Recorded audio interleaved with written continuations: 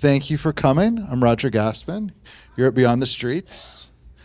I put together this show along with Bob Gorman, who is not here because he's probably on his way to Sacramento to play a show on Sunday.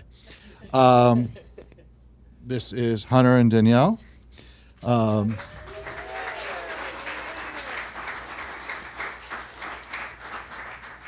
We ended up here through, I guess, my mad fascination with GWAR that started back in 1990-ish, give or take. I saw them on MTV. I was in love with it. I thought it was amazing. I ended up at Smash Records, the punk rock store in Washington, D.C., in Georgetown. I got a Hello shirt, probably the one that's up there that I think you drew, right? I still have it at my mom's house. I got the CD on Shimmy Disc. Soon after that, I got Scumdogs at Tower Records on Rockville Pike, and I went to see you all play at the 930 Club, where I also got that other T-shirt that's up there for the Scum Tour, and I still have that one also. And I never stopped liking GWAR. Was it the Baby 930 Club? The Baby 930 Club, yeah, it was 1991. Awesome.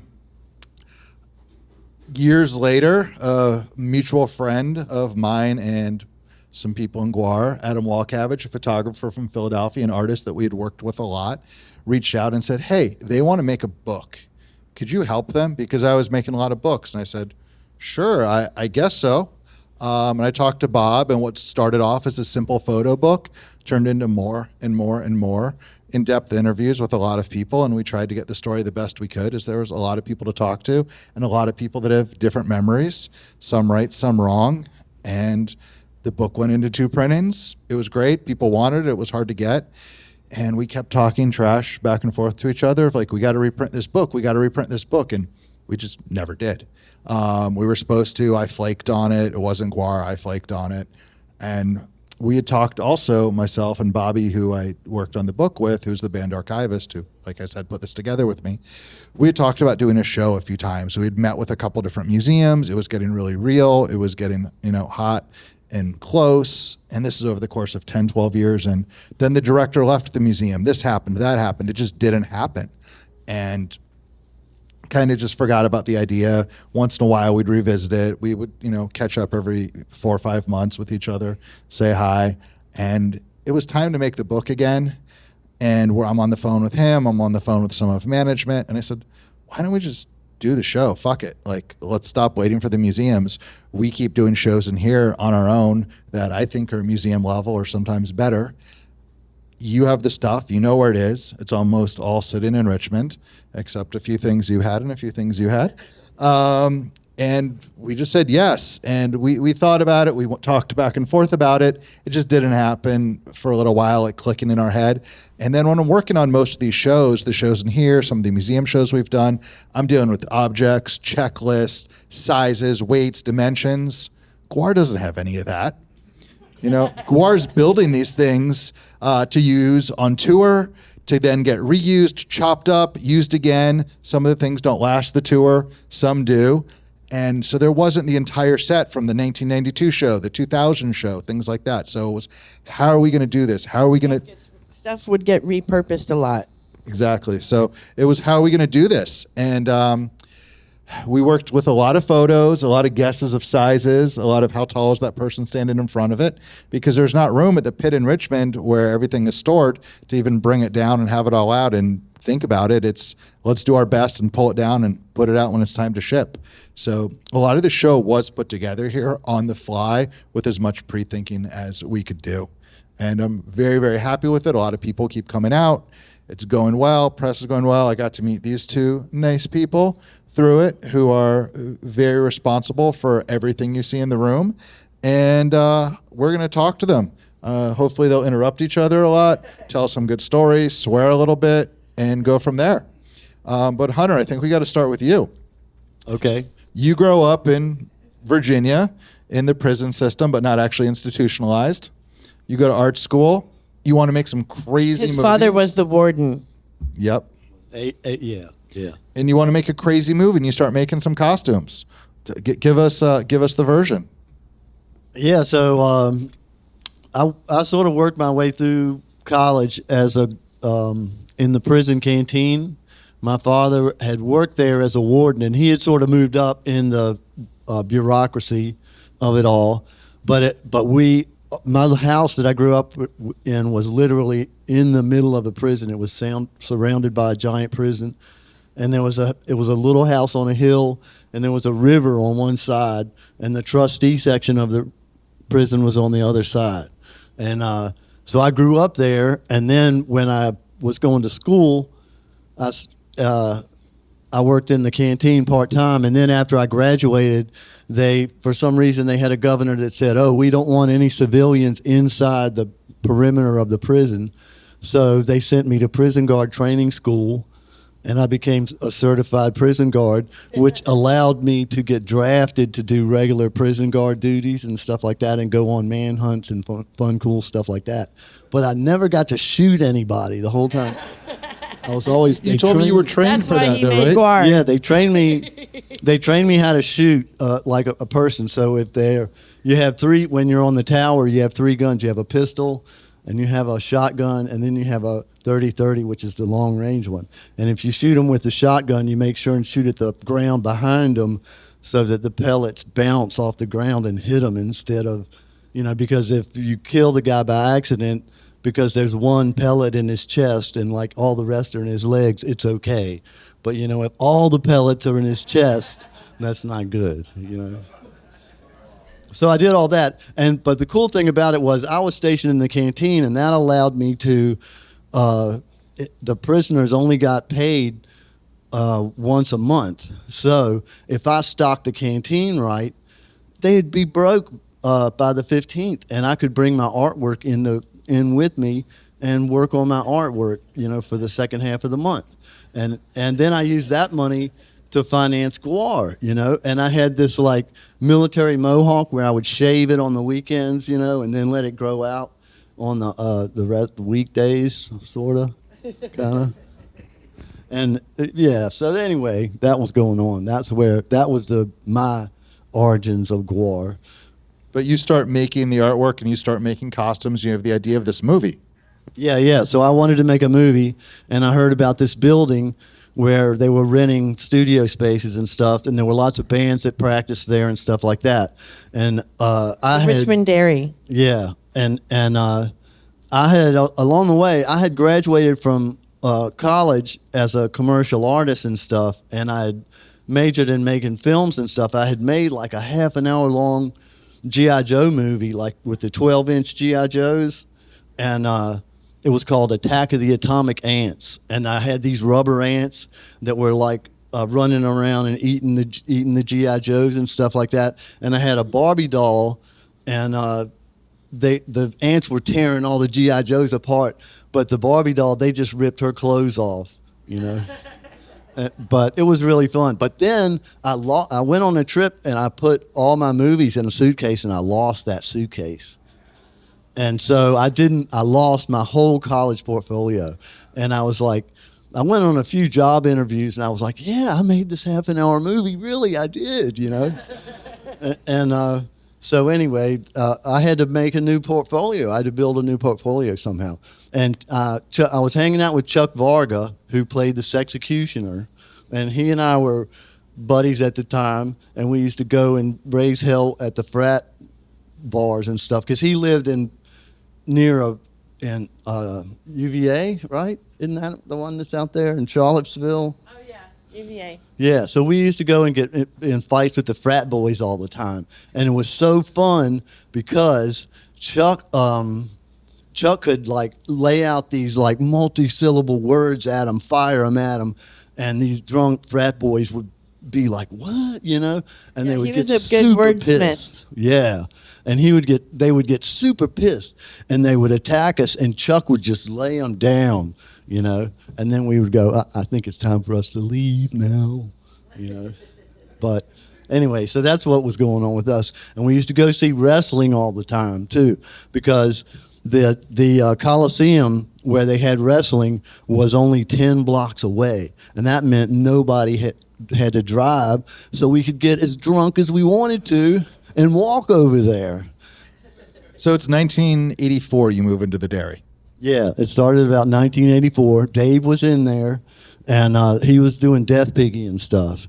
And so Death Piggy was this crazy punk rock band and all, but one of the hardest things when you have a band starting out is to get people to come to practice. So they had a practice space, and but to get the whole band there at the same time was hard. So Dave would practice with whoever was around, and they formed a million little stupid funny bands and stuff, joke punk rock bands. And so when Death Piggy would play, a lot of times all these silly little bands would warm up for Death Piggy, you know. And that was how GWAR kind of started. Was I had all these props and costumes I was building to make my movie, and Death Piggy wore the costumes, and that was how it all started.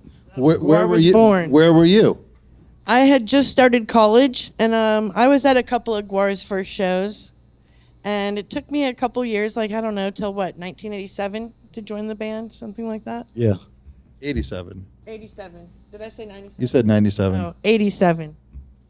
So were you at the Dairy in 1984, 85, 86? I hung around there, but I wasn't working with them yet. I was just hanging around, and I think I started working with GWAR when they were at the place across from Rockets. Yeah. We had a place that was right across the street from a bar we used to play in, which was pretty convenient. How did you meet them? I'm not sure exactly. Probably Dave. Probably through Dave or maybe Don. It's hard to say. I don't remember really. You were just hanging out. Richmond was a really artistic city. There was all these people. People were just doing all these crazy bands. I was dancing like crazy at the alternative show. We're talking to the mic. Oh, I was dancing like crazy at this alternative show. That was a band that was what do you call it? They didn't have a singer. It was just instrumental. It was an instrumental punk rock kind of jazzy band, and I was dancing like crazy. And Dave was like, "Oh, holy shit! You should dance for my band." And I was like, that's where it kind of started. And then I made a costume for the girl that was there before me, Lisa Harrelson, and she did a couple shows up and down the East Coast. And then I think she quit the band one night, and they were going to go to New York the next day. And so Dave crawled up the banister of my house and woke me up, and he's like, "We're going to New York." I was thinking, oh yay, a free trip to New York for the weekend. I never really wanted to be in a band or anything. It wasn't something I was like chasing or anything. It just sort of happened. But I'll tell you one thing for sure. She might not have been the first one, but once she became the GWAR woman, and then she started researching all this stuff about women's role in mythology and incorporating into the show and coming up with her own crazy ideas. Like when we would do our fight scene, she would get down into a crab position and squirt blood out of her pussy in my face, you know. And my vagina had teeth. That was her idea. You know, that was her idea. And it was really cool. And I thought... Her name was Chompers. But I always felt that it was really important that we have a female character in the show, you know, not just because, as Sexecutioner would put it, what good is all the violence in the world unless there's unlimited sex? So there has to be a girl in the show, and you know, Danielle brought it out and you know, became this awesome female character that women want to come to the show and see, you know. So by the late 80s, you're a staple and you're a main character in GWAR. Yeah, it happened pretty quick. The very first tour I think GWAR did nationwide, I was on for support of Hello. And then Scumdogs came pretty quick. GWAR was just like out there, and it was just like, we went from pizza parlors to like, you know, big venues like overnight. It was insane. Early on, I want to go back to just building the costumes. What's the process? What's the learning curve? Are you drafting everyone else into it? How do you get, you know, Danielle involved? How do you get other people involved? Are you teaching them? Well, I would just try to get people enthusiastic and interested in helping me sort of, you know, Tom Sawyer them into it, you know? Yeah, Hunter had a saying, "Don't talk about it, do it." And that was the motto of the slave pit. And so we would all get little balls of clay and start working. I would always have beer and pot and stuff around, and that would, people would gravitate to that sort of, and I would like, well, if you want to hang out, then here, do this, shitty task, And so that's how I got a lot of work done, and mostly, it was funny because in school, most of my friends were in the sculpture department and stuff. But my father really wanted me to be able to make something, have a job, So he insisted that I go into the commercial art thing instead. But the funny part is, I've made in my lifetime, I've made way more money off of shit I built, But I've drawn a lot too. But anyway, it's like, so we started out doing really crude materials. Like I would carve stuff out of seat cushion foam and stuff like that. And then I would coat it. I would get somebody to tear up, your task might be to tear up a sheet into little strips, that then we're going to take wood glue and do like a paper mache technique all over this Those sculpture. costumes hurt really bad.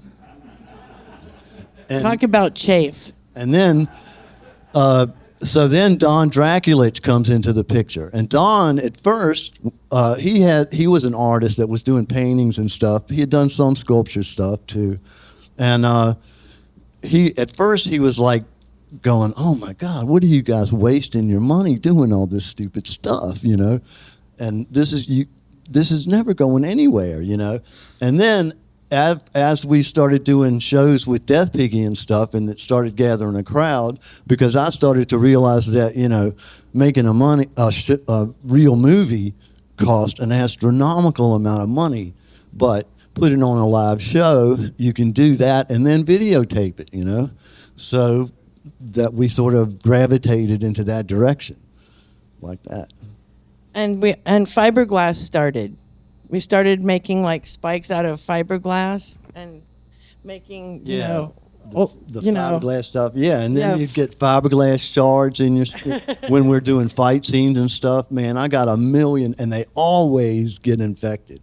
When you get like a fiberglass shard in your arm or your hand, and it hurts like shit, and it takes forever to heal.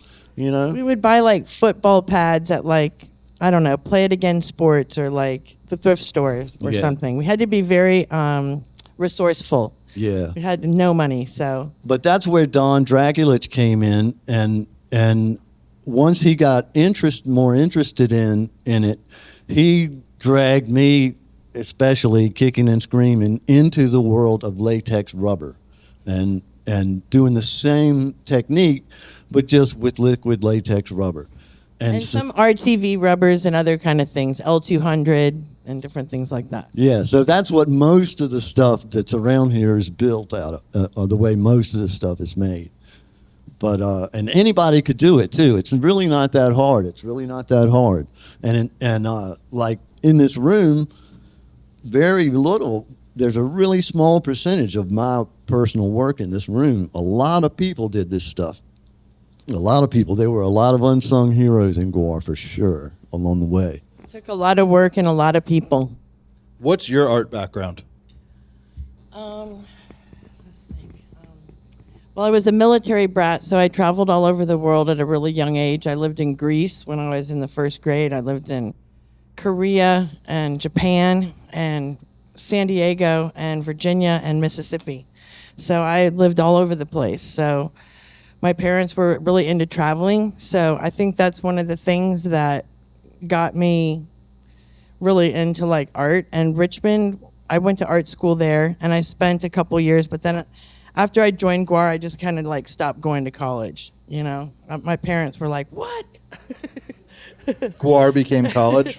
Yeah, I went to GWAR, School of Hard Knocks in GWAR.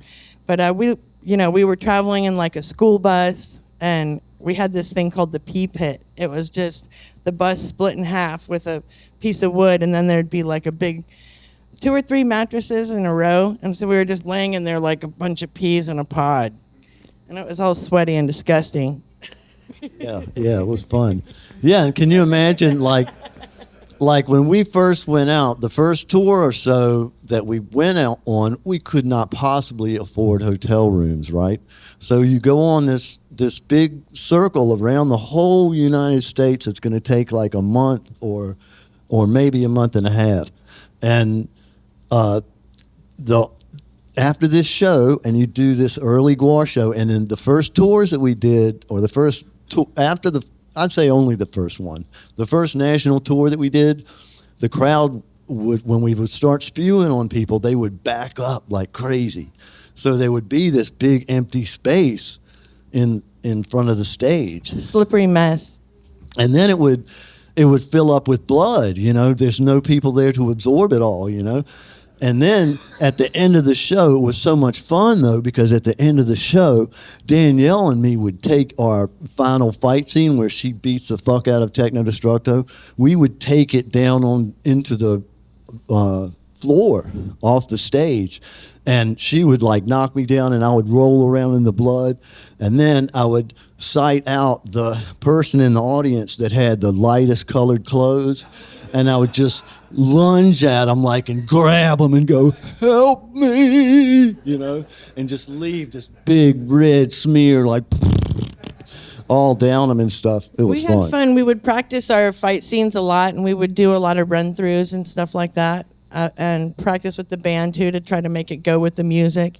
And we had a really cool guy, too, Dave Muscle, who was one of the engineers in the band. Like, for instance, on this prop, he built the mechanism behind it that makes the arms work. He was always doing the hard He things made like that dinosaur, that orange dinosaur up there, too.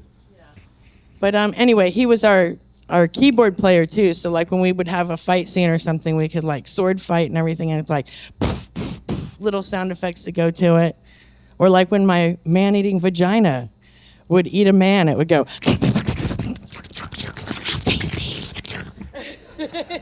Yeah, and he would have a whole keyboard full of sounds too. And like when Dave and I would fight, he would have these awesome clangs and stuff. But he also had a lot of Three Stooges like, ooh, you know, and stuff like that. It was really, and he would play it. He would be back, you know, where the lighting guy is and the sound guy, he would be back with them playing it on the keyboard. So he always felt weird about being part of the band, but not being a character on stage and stuff.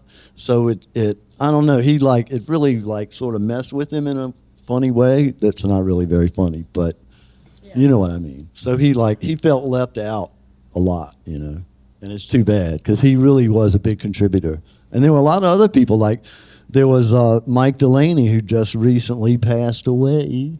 He was a big, crucial early contributor to GWAR.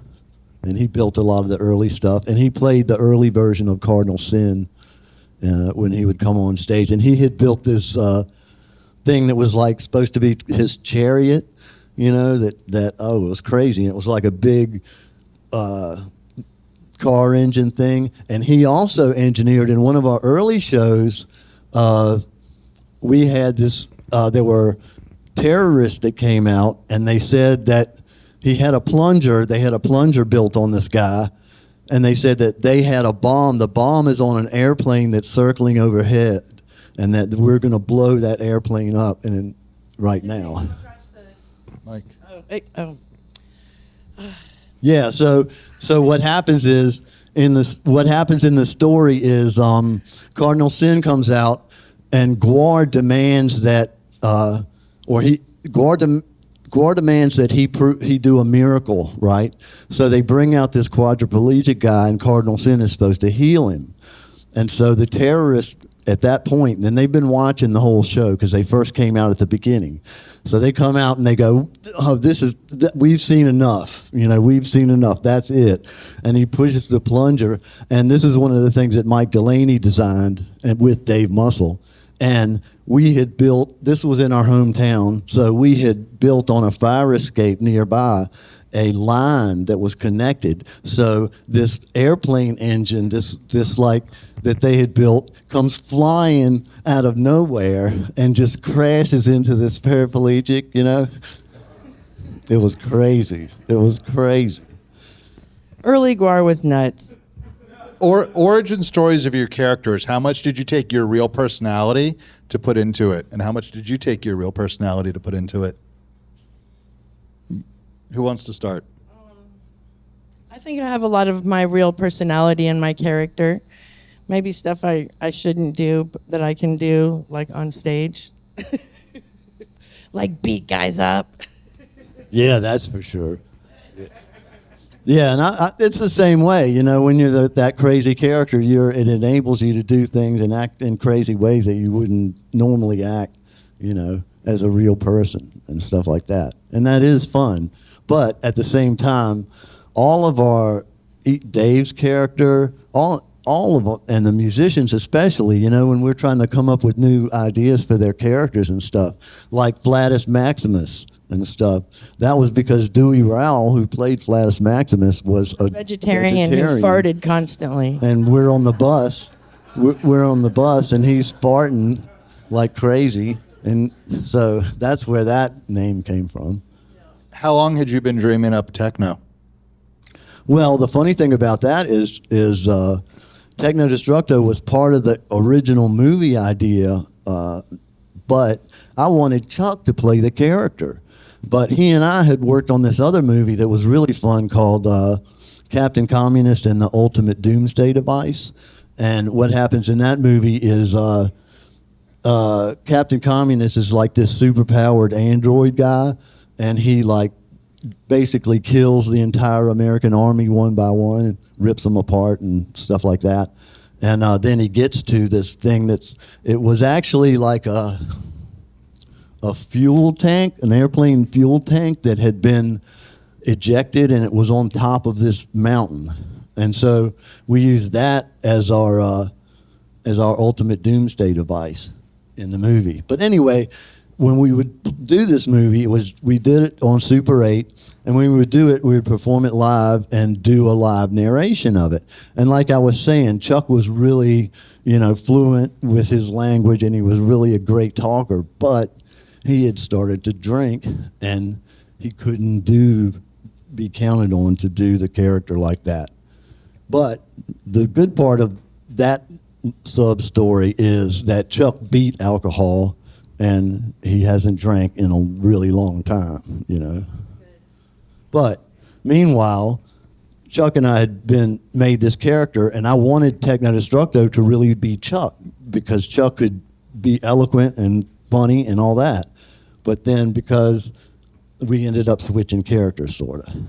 So that's how I became Techno Destructo. And then the other thing, too, was I could roller skate around with all the stuff on. And I had the original suit had lights on it where I had switches and everything that Dave Muscle helped me rig up, where I could flick a switch. And when I would first come out, all the lights would be red or green. They'd all be green and blue. And then when I got pissed off at GWAR, I could flick a switch, and those lights would go off, and the red lights would come on. So that was pretty cool, too.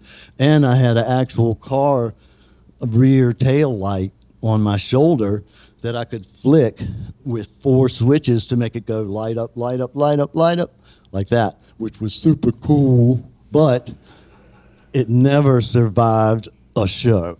So every time, every show, I had to completely rebuild it. I had to go to Dave Muscle and get him to help me solder the wires back again and all that. And plus, during the show, anything can rip out the wires and stuff like that. So that's how our stuff sort of evolved over the years, you know, and just like using that fiberglass and stuff, after you get a few shards of that stuck in you, you'd say, well, maybe latex rubber is a better idea, you know? Yeah, so I think it was around after we got the Scumdogs of the Universe, our first record advance, that GWAR rebuilt the costumes and made them more foam and more comfortable so we could like roll around in them without hurting ourselves and stuff like that. And other people. And other people. And that's also when we made our first movie, which was Phallus in Wonderland. And that was Grammy nominated. We didn't win, of course. We lost to Annie Lennox.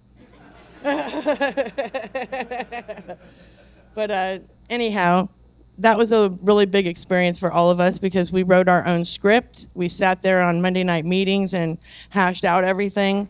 We would figure out who's going to build what and figure out how we were going to do it. And we just made it all happen. I don't know how, but we did it. I think that's a good segue. GWAR, as I knew then and continue to learn, GWAR's not a band. You're not a filmmaker.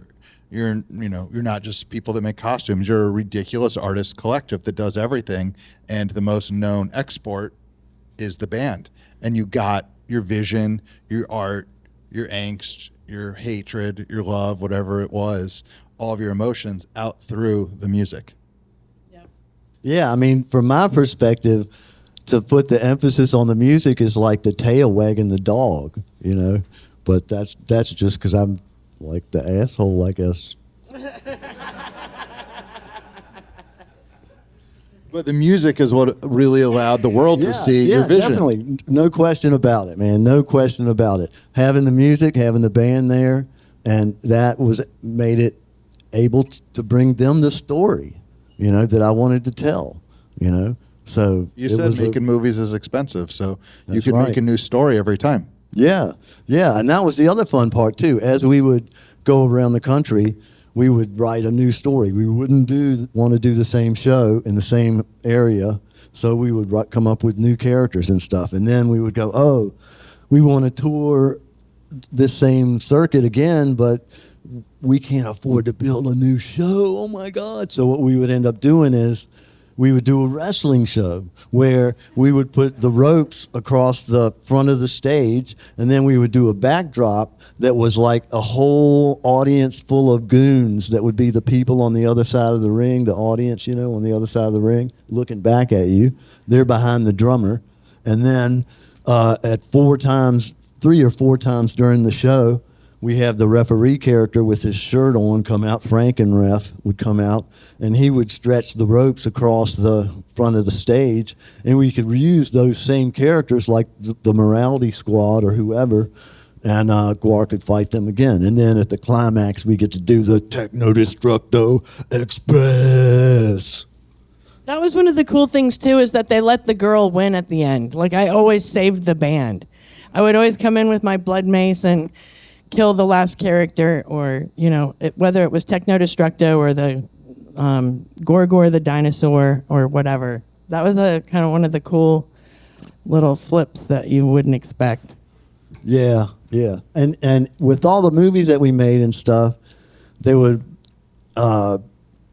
always a real super collaborative effort. Like she was saying, we would have literally have a blackboard of whether it was the show we were writing an outline of or the movie, and everybody would contribute their ideas and you'd write it all down.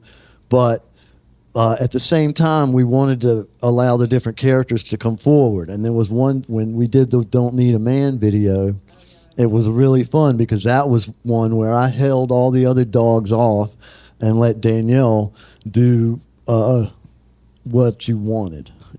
And so she got to do all this cool imagery and stuff with Slymenstra without I got to get lowered down on a moon, all the stuff showgirls want. I got to be a half woman, half snake. I got to get lowered down on a moon. What else did I do in that video? There was a lot of good stuff. There was a cool scene where she goes to her dressing room door and opens it, and there were all these fans and geeks and stuff outside, and Bob Gorman did his candy corn teeth. Did the candy corn teeth. I don't know if you've ever seen that before, but oh man, it's crazy. It's where you take the candy corn and you put it in your mouth like their teeth. So the white part is the Bob. Billy Bob style. It really looks crazy, but man, having those candy corns on your teeth starts to hurt, and so it's really bad because you can feel it rotting your teeth. They're going dissolving. Neither one of you were musicians in the band, but you created the storylines, and you were just as important as the guitar player, the drummer, the singer, or anyone else. What are you doing during the show when you're not on stage? Because everyone in GWAR is always working. One thing you could be doing is hooking up hoses to the prop that's going out next, or you would help somebody get into a costume because you're constantly switching out into another, one of the some of the guys are like 5 characters in a show or something like that, or maybe one person is trying to help the other person get into the dinosaur costume or something like that, or put my torches out. I used to be the decap a lot and stuff like that, and which is funny because you really can't see very much.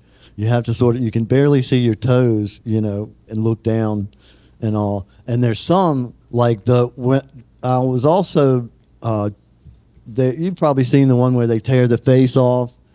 That's the scariest one because the spew tube is hooked up to you, and you've got 2 masks on, and the guy You can drown inside of it. the guy that's watching you, who's running the spew, he has to watch the tube is clear. He watches the tube fill up with blood so that when the moment when the mask comes off, the blood goes goosh, right? And so what happens sometimes is that the blood starts to fill up the mask, and then it gets above. You're like, boy, I sure hope this doesn't get above my nose, and then it does, and you're like, oh, hurry up, hurry up, hurry up, So it can be scary, but I never drowned it. Some of the guys in the band can't fight anymore because if they get one more concussion, the doctor said that's it. Yeah. I was lucky. I never got hurt or anything like that, even though I really can't see how. Because, like, for real, everybody knows how Dave and I felt about each other, I guess. But one of the things that made our fight so good was that I really didn't care if Dave hurt me or not, and Dave didn't care either. So our fights were good. Him and I would have real fights on stage sometimes too. Yeah. He'd pull my hair if I tried to upstage him. In being in here Rocky, of course. in being in here the last several weeks, talking to people, bringing people in, one of the things that's always asked of me is one of the really obvious questions, but it'd be nice to hear it from you all. How do you clean the costumes after the shows? You kind of wipe them down. You have to let them dry out in the sun a lot to get the innards to be less juicy. You have to have different boxes. In the old days, they all used to just get squished all together, everybody's germs and everything all in one box. It was disgusting, and we'd get really sick. And so finally, we had like different boxes for each person, Yeah, a little more sanitary. We had these big boxes on wheels that were like about this tall. Black and huge. They all had names. Yeah, they all had different names and stuff. And you'd fill them up with just throw the costumes in them, but in the summertime, especially when we'd go, you'd get there the next day to unpack them and put them out, and you'd open that white thing fur out. on there. There would be it would be like steam would come out of them and stuff.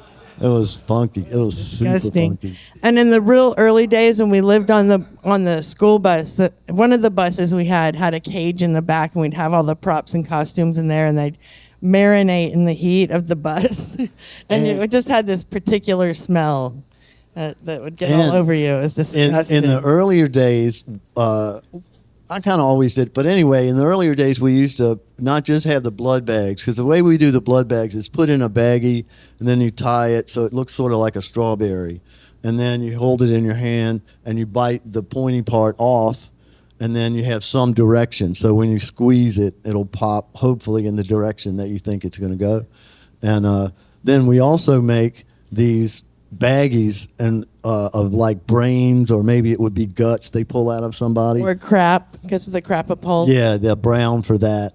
And then how you make that is I would get to the club, and as soon as I get to the club, I would get a pitcher from the bar, and like fill it up with hot water and egg noodles. Fill it up with the wide egg noodles, and then put some food color in it and let that saturate, and then fill up the baggies with that, and then by the time that we're ready to use it, it's just a mush, kind of a mushy stuff in there, like mashed potatoes or something.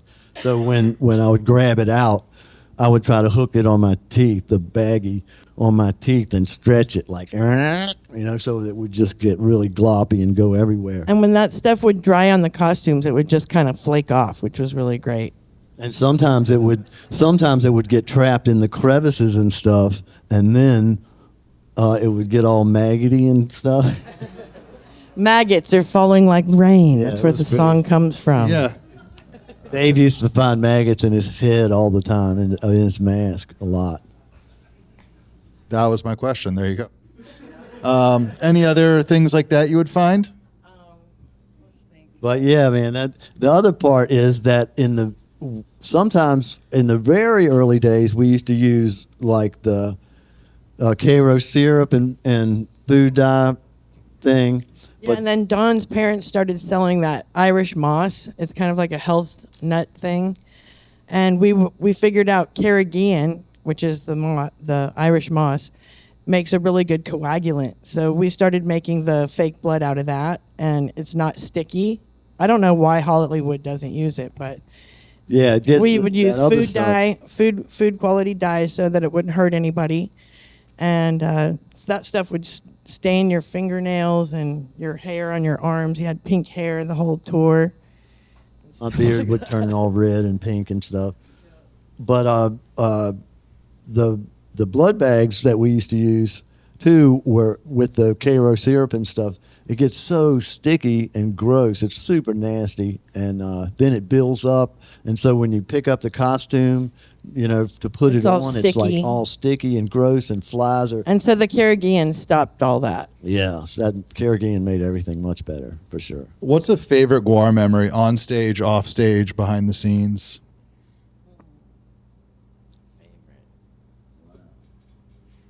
That's a hard one.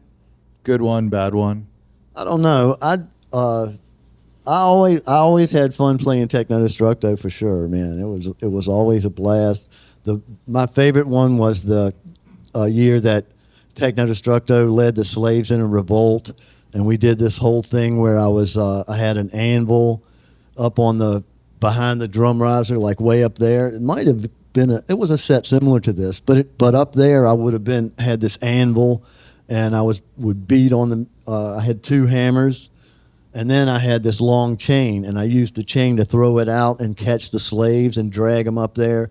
And I had these mind control boxes with like this thing on a spring, a ball on a spring, and I was banging that on their heads. And then they would take GWAR's weapons and put them to the side. And this is all happening during the cannibalistic blood orgy scene where GWAR is like smoking bong hits and all that kind of stuff.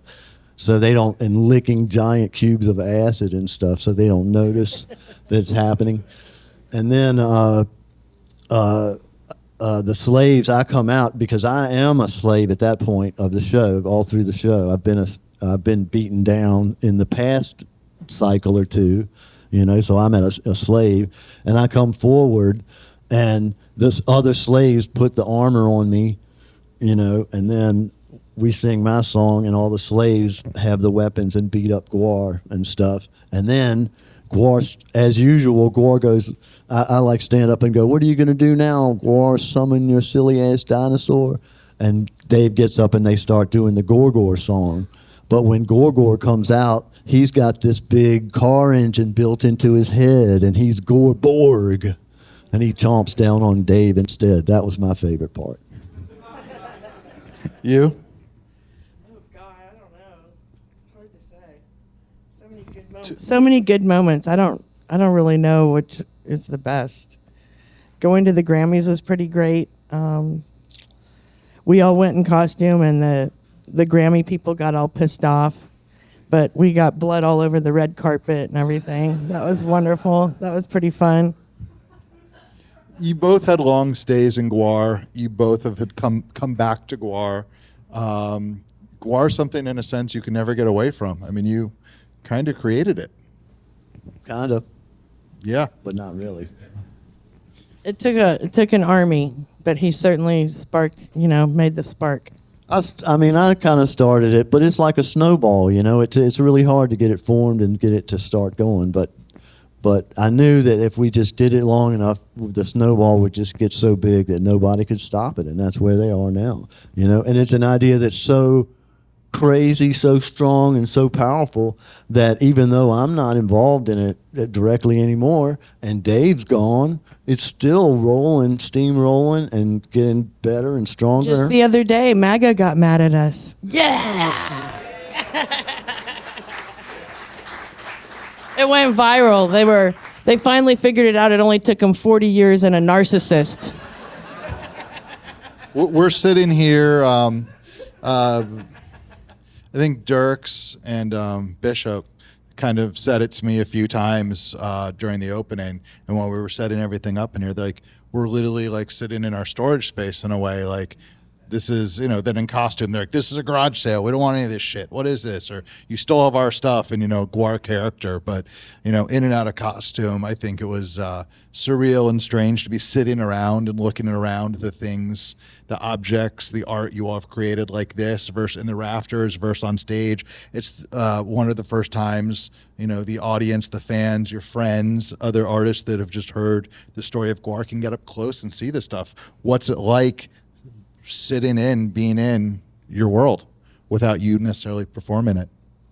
It was pretty emotional for me. I was like tearing up a lot, you know, looking at all the different eras of stuff. There's a lot of memories, there really are. Yeah, seeing all the videos play, and, you know, Dave's not here, so that sucks. And like a lot of people, like, you know, got in trouble with and broke up with their girlfriends and got in trouble with their job and different things like that, you know. So there were a lot of unsung heroes who, you know, And sacrificed to make it happen and all, you know. There's a lot more GWAR than what's in here. You all have more personal art, personal stories. All the members do. There's just so much more. This is just the story we could fit in this space. So hopefully there is a continuation of the show. We made the Mind Control Monthly book with you that chronicles all the Mind Control Monthlies you did. We re-released the Be GWAR with some updated text, and we brought in a lot of great things. The show's here till November 2nd, and we're excited, and we're just continuing to celebrate it. Anything else? And thanks, everybody, for coming out. We're here.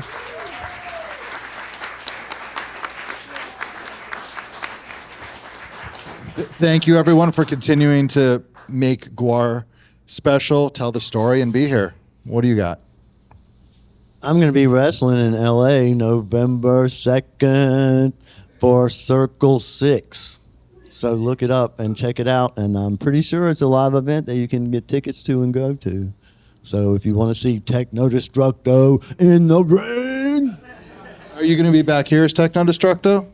Yeah. I'm like the other weekend I was roller skating around here in all my gear and posing for pictures and stuff. So I'll probably do that some more because it's kind of fun, you know. So on a weekend, we could catch you in here as Techno. Yeah, it's possible. It's possible. I try to announce it, but yeah. So keep an ear out because I'll probably be here. And if you want to come by and get your head clamped and take a selfie, you know. Thank you for continuing to support the show and being generous with your time.